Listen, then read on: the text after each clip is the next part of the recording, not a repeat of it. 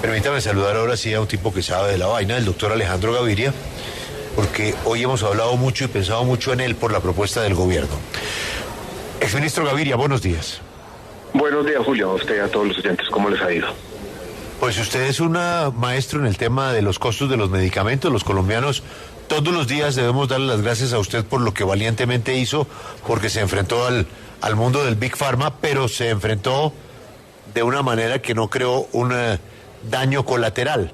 Lo que hemos oído esta mañana es que la manera como se está anunciando ahora la intervención de los medicamentos ante la escasez y ante los altos costos es que puede haber un daño colateral.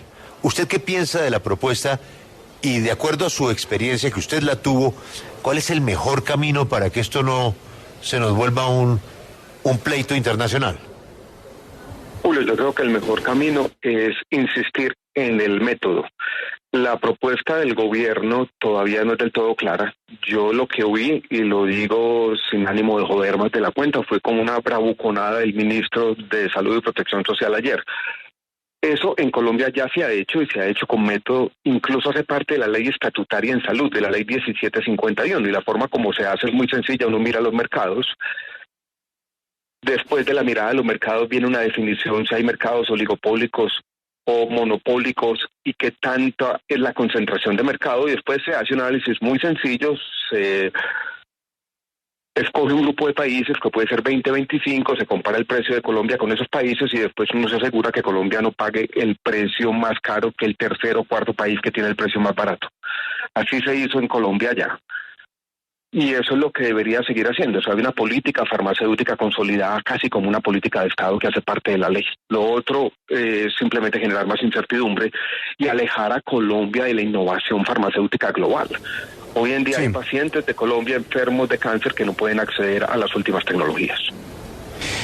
Señor exministro Gaviria, usted habla sobre el tema del precio de los medicamentos, pero en los sectores de las farmacéuticas hay preocupación por la posible intervención en las patentes de algunos medicamentos por parte del gobierno nacional. ¿Esa es una opción o eso podría generar un efecto adverso? Si se va a hacer eso, tiene que hacerse completamente fundamentado. Se llaman las declaraciones de interés público. Se han hecho en Colombia, incluso yo lideré una siendo ministro, pero esa no es la forma de resolver el lío farmacéutico. Eso es para problemas muy puntuales, muy específicos. Incluso cuando uno se mete en los temas de propiedad intelectual, está violando tratados internacionales del país. Y eso son peleas muy complejas que generan mucho ruido, mucho calor y poca luz.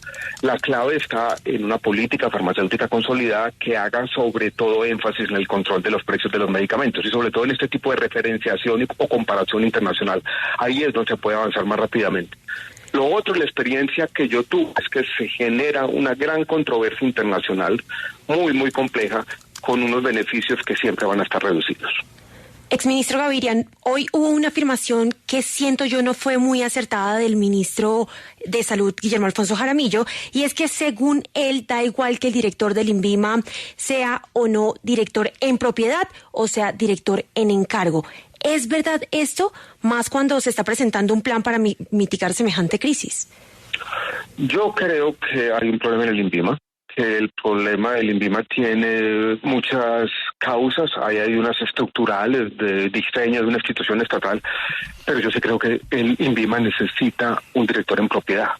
Recuerden que no solamente tenemos los temas de intervención en los mercados farmacéuticos, donde el INVIMA juega un papel fundamental, también tenemos un problema crónico muy complejo de desabastecimiento de medicamentos. El INVIMA es una institución fundamental en el país y claro que es un problema que llevemos un año largo de gobierno y no tengamos un director en propiedad que trabaje de manera articulada con el ministerio. Doctor Gaviria, como decíamos, usted se dio esa pela en su momento siendo ministro y obviamente mucha gente se lo reconoció y todavía se lo reconoce, pero ¿acá puede haber algo de reacción a eso que se hizo? O sea, que esa medida que usted en su momento tomó haya sido de alguna manera manejada por las farmacéuticas para crear este problema de abastecimiento.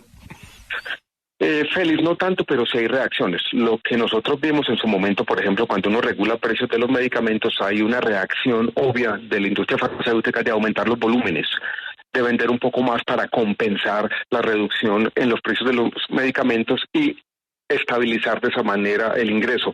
Yo no creo que en este momento, y en su momento sí hubo problemas de presiones grandes. Incluso yo me acuerdo de la última regulación de precios de medicamento que hicimos, que fue con los medicamentos anticonceptivos. Hubo presiones en la última fase de entrada de Colombia a la OCDE. Por eso este tema hay que manejarlo bien. Nosotros siempre dijimos, aquí tenemos un método, es un método claramente especificado, tengamos la conversación técnica sobre el método, y no que se vuelva esto en una conversación sobre vamos a intervenir los mercados, no se sabe cómo. La clave, vuelvo y repito, no solamente está en la voluntad, sino en el método, y es un método que ya está definido y hace parte de una política de Estado. Señor exministro Gaviria, le cambio de tema para que hablemos sobre la reforma a la salud y el tema de la auditoría que habrá en el sistema raíz del artículo aprobado ayer en la Cámara de Representantes. Aquí tenemos dos versiones sobre este tema. El ministro dice que las EPS que serán transformadas en esta reforma van a hacerse cargo de esa auditoría. Hay otros que dicen que eso va a quedar en cabeza de ADRES y que va a ser una auditoría aleatoria que pone en riesgo el sistema. ¿Cuál es la realidad sobre ese tema de acuerdo con lo aprobado ayer en la Cámara de Representantes?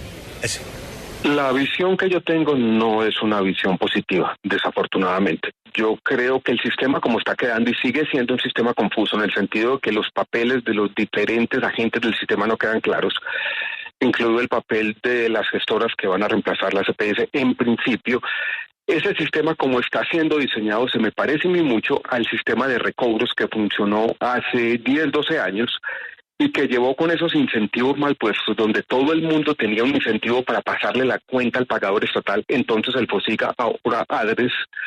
Nadie va a tener el incentivo, ni la IPS, ni la gestora, ni el médico, ni el paciente, ni la compañía farmacéutica, para reducir los costos. Entonces es un sistema donde todo el mundo pasa la cuenta, incluso la EPS que hace la auditoría no tiene el incentivo para el control de costos, y eso va a llevar a un aumento del gasto en salud.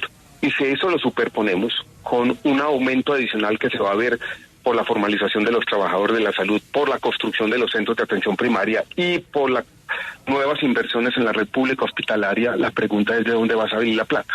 Va a aumentar el costo de un lado porque los incentivos están cambiando y tenemos un cúmulo de inversiones del otro lado. Si hoy en día ya tenemos problemas financieros de insostenibilidad, el escenario hacia el futuro a mí no me parece positivo. Yo estoy francamente preocupado, y el escenario puede ser un escenario donde al principio las cosas funcionen. Por 6 meses están pagando las cuentas, el 85% se paga de una vez, no hay ningún problema, pero un año después vamos a tener una crisis financiera y 6 meses después, en un año y medio, vamos a tener una crisis de atención en salud. Ese, en mi opinión, es el escenario más probable con este nuevo escenario de reforma si se decidió ayer la Cámara de Representantes. Exministro, pues el Ministerio de Hacienda ya sacó el aval fiscal, el escenario de factibilidad, ese documento sobre los costos que implica la reforma a la salud que hoy se tramita en el Congreso. ¿Usted logró ver las cifras? Porque a futuro parecen positivas. Lo miré muy rápidamente. Yo creo que tiene unas cifras de disminución del gasto en salud en mediano plazo que no es realista y no se ha dado en ningún país del mundo. No tiene en cuenta, entre otras cosas, algo de lo que ustedes estaban hablando ahora, antes de la llamada, el envejecimiento de la población y los diferentes consecuencias que tiene sobre enfermedades crónicas, incluido el cáncer de próstata. Yo lo voy a mirar con cuidado, acaba de salir y son varias páginas, pero una mirada de las conclusiones así rápida no me deja tranquilo.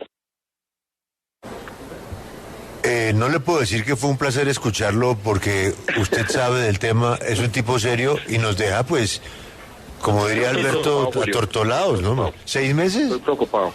Sí, yo creo que estamos con un problema en ciernes que puede ser muy grave para la sostenibilidad del sistema de salud de Colombia.